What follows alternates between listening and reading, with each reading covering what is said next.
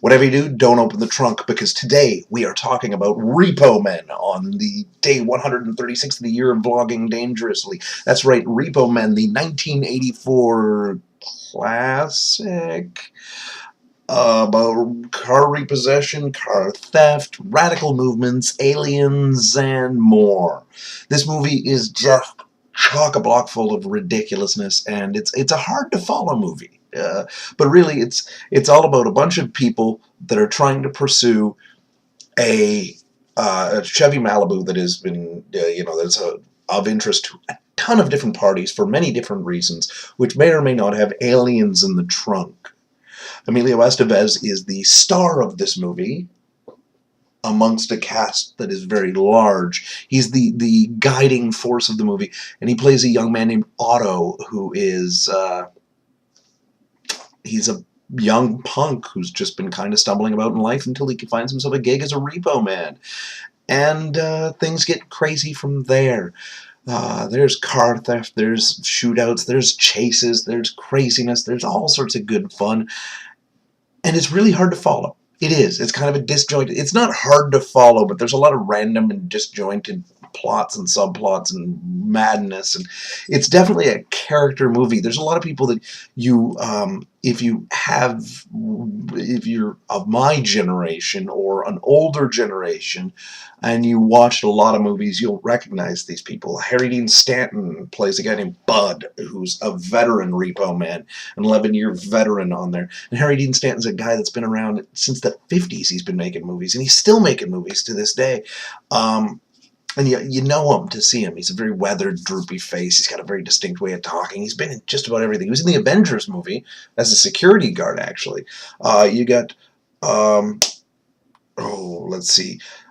Tom Finnegan's been in a bunch of movies, usually TV stuff, though. Who was the standout there that I loved? Loved as the craziest character of the lot. That was Tracy Walter, again, who's been in a handful of stuff, but he hasn't been really relevant since the 80s in a major sense. He plays the guy who is, he's the guy on the repo lot who I guess is the fix-it man, Miller. And Miller is kind of this guy who just is there, and he's the guiding force of crazy conspiracy amongst a whole bunch of lunatic people. And he's got this theory of unified coincidence, where everything is bound by coincidence and craziness. And he's got a theory about spaceships and UFOs and disappearing people and time travel, and it's all wacky. And it may or may not prove to be true. The reality, the world of Repo Man is one of those worlds where it's very much a commentary movie on how society was at the time, but at the same time, everything's a bit fucked. The same liquor store has been robbed 50 times, apparently, by the same 3 schmucks who always seem to rob the place different, and it just is bizarre. The same liquor store is constantly being robbed, and Bud and Otto are around the robbery, but never quite there for most of the times that it happens on screen. And this movie has the single greatest instance I have ever seen of trying to avoid product placement for anything but the one product that must have paid them. I mean, other than the cars. Cars are an obvious one. In a repo show, you're going to have cars. The Chevy Malibu, pimped all over the place in this because they're looking for a Chevy Malibu.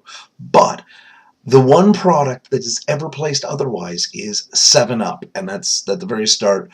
One of Otto's dumbass friends, Kevin, who he's working with at a grocery store, he's pretty much singing the jingle for 7-Up, and it's a very heavy-handed product placement, especially considering everything else.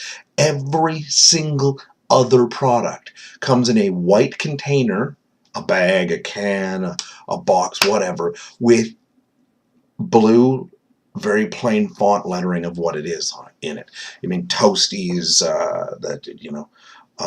when they go to get a drink, it's literally cans that say drink on them. When they have a beer, it's a can that says beer.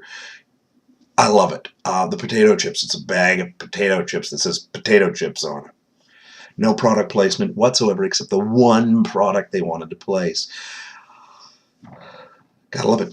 That's Repo Men for today. So I have been, as usual, the Serial Killer. If you have questions, comments, concerns, or death threats, you know what to put them in the comment section below. And I've got to give a shout out again to the wonderful folks with the Red Elvises for thank you for commenting on my video from yesterday, because it's awesome to see that sometimes a little bit of attention can be attracted to this channel, which usually is just me rambling, you know. Anyway, I will see you all tomorrow with another movie for Movie May, as Movie May marches on into the last half. Have a good day. See you tomorrow.